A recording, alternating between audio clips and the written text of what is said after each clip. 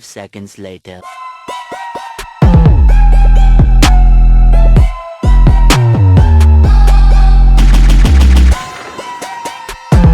It's about minus 25 degrees and that never happens here, so we took one of our bikes and put some skis on it, so let's have some fun.